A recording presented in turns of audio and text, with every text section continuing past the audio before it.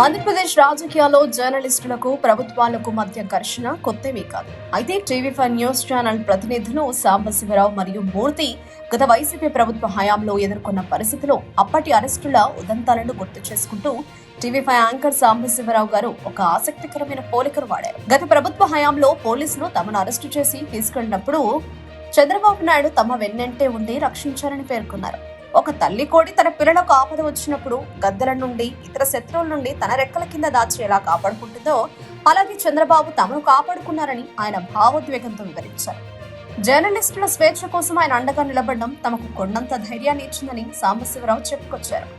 సాంబశివరావు గారు చాలా సీరియస్ గా ఎమోషనల్ గా ఈ విషయాన్ని చెప్పినప్పటికీ నెటిజన్లు మాత్రం దీన్ని వేరే కోణంలో చూస్తున్నారు. గతంలో వైసీపీ హయాంలో జరిగిన కోడి కత్తి ఘటనను గుర్తు చేస్తూ ఇప్పుడు ఈ కోడి కథ రావడంపై సోషల్ మీడియాలో మీమ్స్ పెడుతున్నాయి.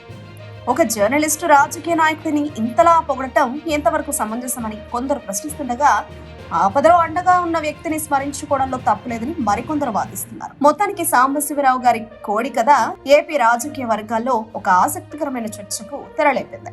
ఆయన చెప్పిన విధానం ఎమోషనల్ గా ఉన్నా అది విమర్శకులకు మాత్రం మంచి సెటరికల్ కంటెంట్ గా దొరికింది. గత 5 సంవత్సరాలు మమ్మల్ని ఎలా కాపాడుకున్నారో మాకు తెలుసు. మా మీద కేసులు పెట్టినప్పుడు, మమ్మల్ని ఇబ్బంది పెడుతున్నప్పుడు, మా కారుని యాక్సిడెంట్ గురి చేసినప్పుడు, మమ్మల్ని మూర్తిని తీసుకెళ్తున్నప్పుడు ఒక కోడి తన పిల్లల్ని ఎలా కాపాడుకుంటుందో అంతకన్నా ఎక్కువ మమ్మల్ని కాపాడుకున్నారు.